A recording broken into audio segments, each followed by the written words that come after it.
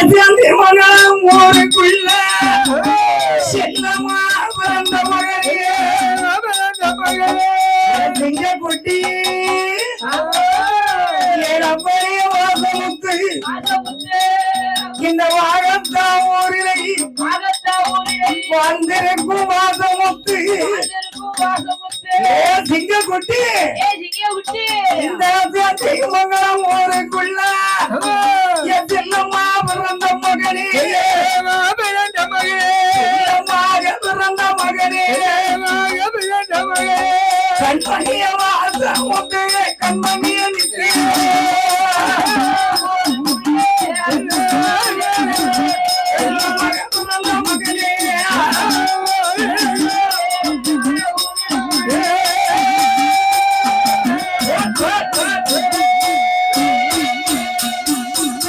வாசமுத்து என்று அந்த அருமையான மகனை தொட்டிலே போட்டு அந்த கட்டி மகன தொட்டிலே போட்டு அந்த மாடவண்டார் மனைவி மாடிக்கொடி அந்த செல்ல மகனை தாளாட்டுகிறார்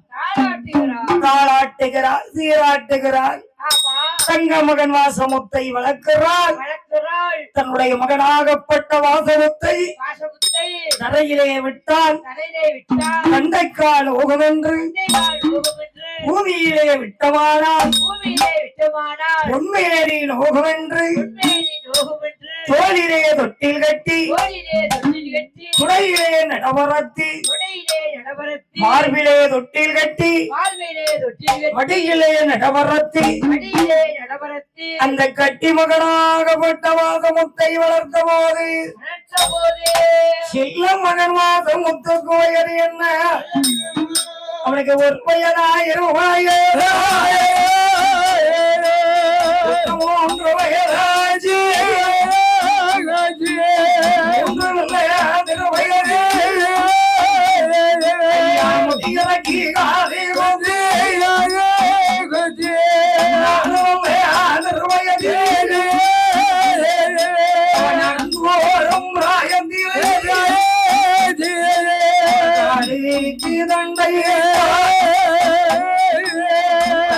தங்கம்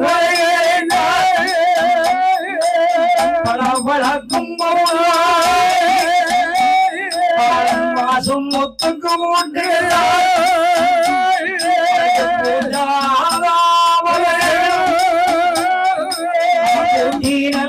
அங்கடங்கள்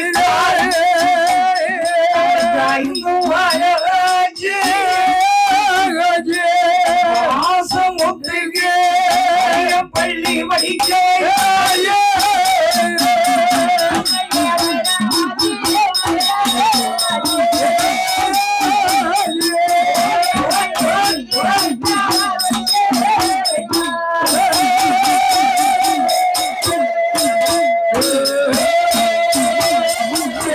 அந்த அருமை மகன் வாசமுத்துவை 5 வயதாகிவிட்டது அரிய பள்ளியிலேயே படிக்க வைத்தார் வாசம் உள்ள தங்க மகன் வாசமுத்து பள்ளியிலேயே படிக்கிறான் வாத்தியார வரவழைத்தார் அந்த வாத்தியாருக்கு தட்சணைகளை வைக்கிறான் அவ சார்ந்து கொண்டு தர்றம் மல்லி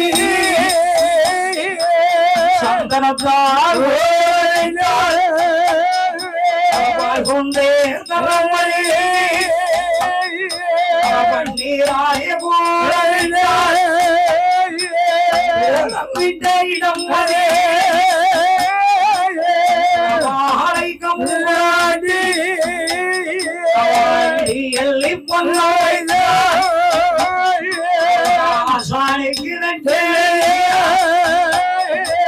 வாரி வாரி பொன்னாய்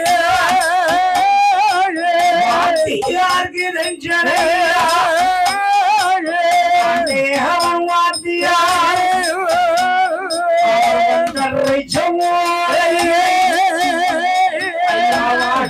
புயல்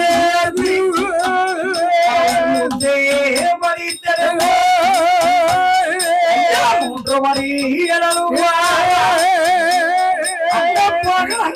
பறித்தருவா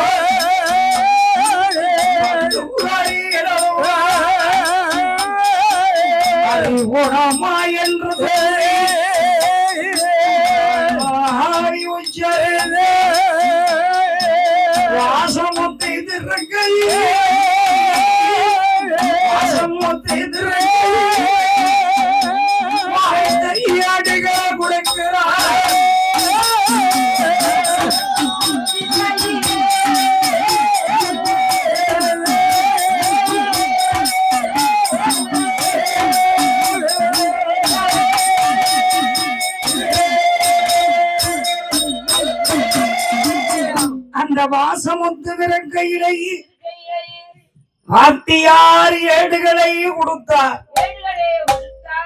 ஏ வாசமுத்து, நன்றாக படிக்க வேண்டும், நல்ல பிள்ளை என்று பெயர் எடுக்க வேண்டும், நல்ல நட்சத்திரத்தில் நீ பிறந்தவன், நல்ல ராசியில் பிறந்தவன், நல்லா படிக்கணப்பா. தாய் தந்தையை அடிபணிந்தார் வாசமுத்து, தாயை அடிபணிந்தார், தந்தையை அடிபணிந்தார், அந்த ஏட்ட கையில வாங்கினார்.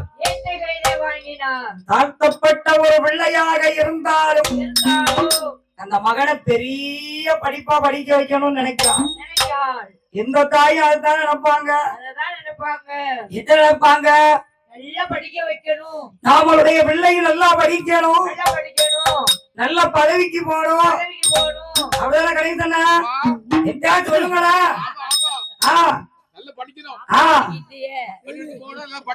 நல்லா படிக்கணும்.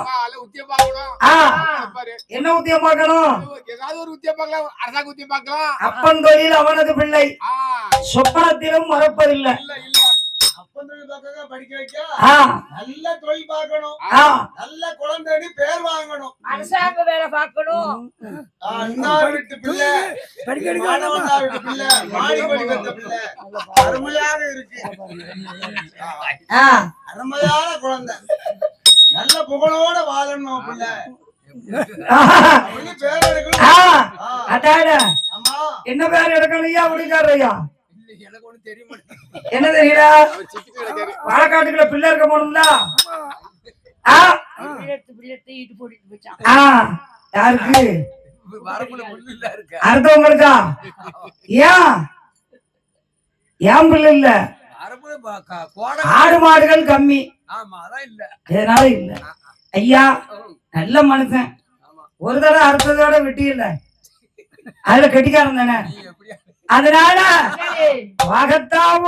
ஐயா வாசமுத்து படிக்கார். இறைவனுடைய கிருபையாலை பலகளையும் கற்றுணர்ந்தார், ஆயகளை 64 கற்றுணர்ந்தார். ஐயா வாசமுத்துக்கு வயது என்ன தெரியுமா? 12 வயதுக்குள்ள பல கலைகளையும் கற்றுணர்ந்தார். ஏட்டை எடுத்து கையில வைத்தார், வீட்டுக்கு வராரு.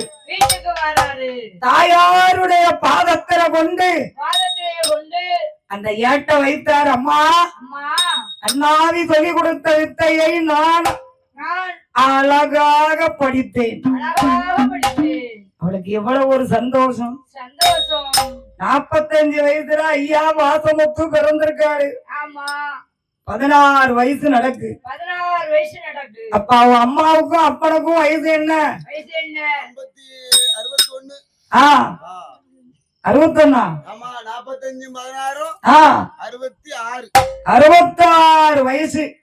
அந்த காலத்து வயசு மாதிரி நல்ல பிராயத்துல ஐயா இருக்காரு. உடனே பார்க்கா, என்னப்பா எல்லா படிப்பு முடிச்சிய, ஆய கலைகளை கற்று வந்திய.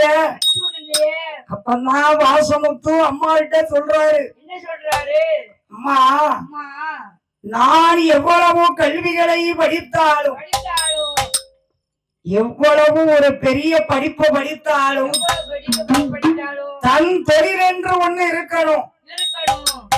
நான் எத்தனை படிப்பு படிச்சாலும் என் தொழில் படிக்கணும் இல்லாமா? என்னப்பா படிக்கணும்னு நினைக்க? நான் மாந்திரிகம் படிக்கணும்,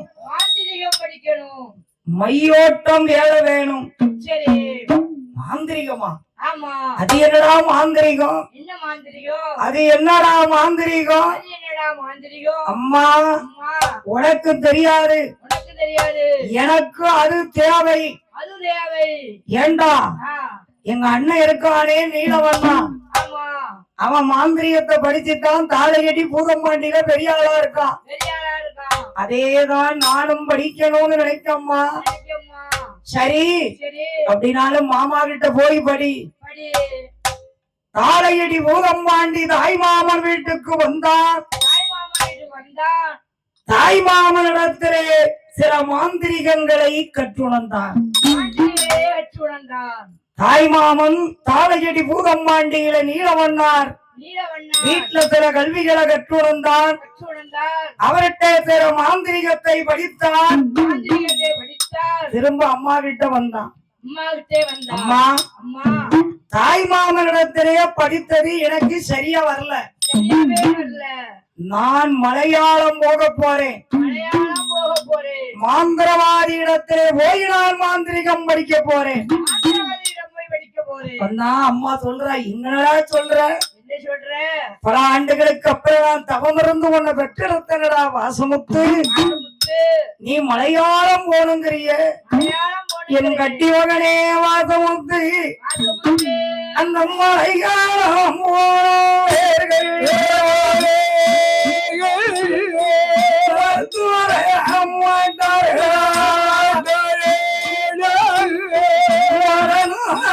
போனவர்கள்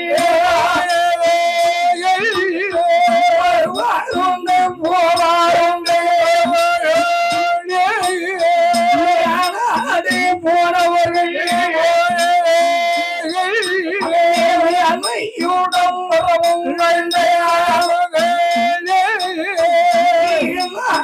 போனவர்கள் வாசம் முத்து கண்ட நாடு வாசம் திரும்பி வாச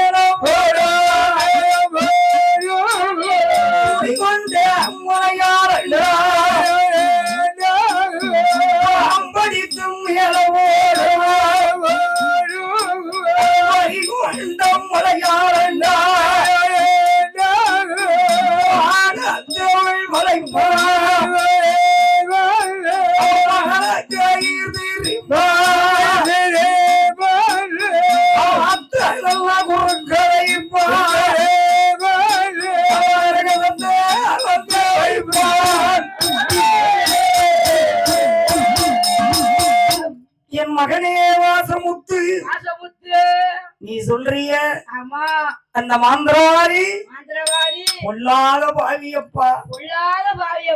வடநாடு போனவர்கள் வருவாருண்டு போவாருண்டு, மேலாடு போனவர்கள் மேன்மையுடன் வர கண்டேன். தென்னாடு போனவரை அம்மா திரும்பி வர பார்க்கிறியப்பா. ஏ வாசமுத்து, என் கட்டி மகனே திங்க குட்டி, அந்த நாட்டுக்கு நீ போக வேண்டாம்ப்பா. பொல்லாத மலையாளம் அம்மா, எப்பேற்பட்ட நாடாக இருந்தாலும் நான் மாந்திரீகம் படிக்க வேண்டும் என்று ஆசைப்பட்டு விட்டேன். நான் இனிமேல் நிற்கவே மாட்டேன். வேண்டாம்ப்பா. என் கட்டி மகனே வாசமுத்து, அந்த மலையாளம் போனால் அது அஜிபங்கள் பொறுத்தாடே. மகனே வாசமுத்து